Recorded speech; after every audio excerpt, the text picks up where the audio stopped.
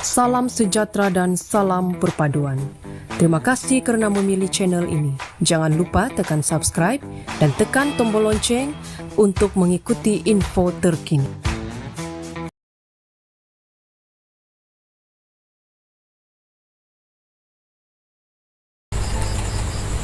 Ibu kepada mangsa kedua kes amang seksual membabitkan pencetus Umar, Piyu Azman yakin anak lelakinya bukan pengamal seks songsang dan apa dilakukan tertuduh adalah secara paksaan. Wanita berkenaan memberitahu mahkamah dia percaya anaknya itu tidak melakukan perbuatan terkutuk itu, malah telah mengelak apabila tertuduh memegangnya. Anak saya tidak songsang, dia normal, dia tidak melakukan perkara begitu. Dia kata ramai perempuan minat padanya. Masa tertuduh pegang, dia nak elak sebab tak suka. Perbuatan itu macam paksaan katanya.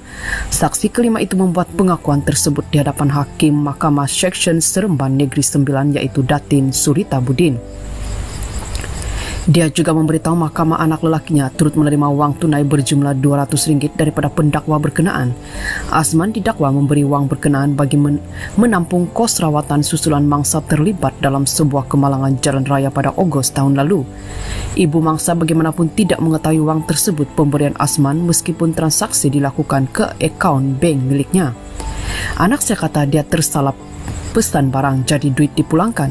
Dia minta nombor akaun saya. Saya tidak tahu wang tersebut daripada Azman sebab saya tidak tahu nama sebenarnya, hanya tahu dia sebagai Piyu Azman katanya. Wanita berkenaan memberitahu perkara itu ketika menjawab pertanyaan balas peguam Azman iaitu Fahmi Adila tentang pengetahuannya mengenai anaknya pernah meminta wang dari pendakwa itu.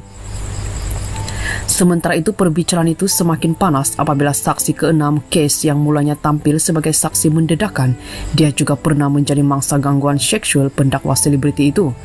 Ramai lelaki berusia 20 tahun itu ketika dalam kandang saksi mendakwa kejadian gangguan seksual itu berlaku di Klang, Selangor pada Jun tahun lalu. Saksi itu membuat pendedahan tersebut selepas menjawab pertanyaan mengenai hubungannya dengan mangsa kedua kes.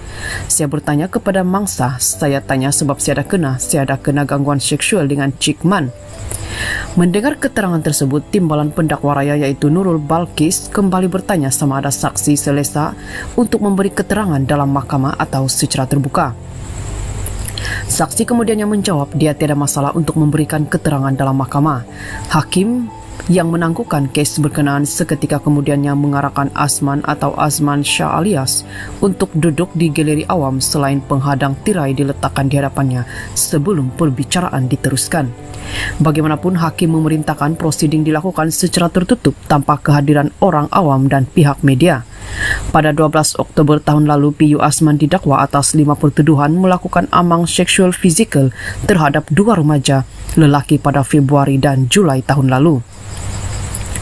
Berdasarkan pertuduhan, tertuduh telah melakukan amang seksual fizikal ke atas mangsa remaja lelaki berusia 16 dan 17 tahun dengan cara melakukan perbuatan kelucahan melampau.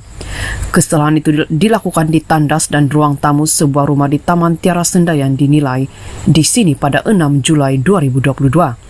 Selain itu, Piyu Azman turut berdepan 7 lagi pertuduhan berhubung kesalahan jenayah seksual yang didakwa dilakukannya terhadap 2 kanak-kanak dan seorang remaja di Mahkamah Shah Alam, Kelang dan Ampang.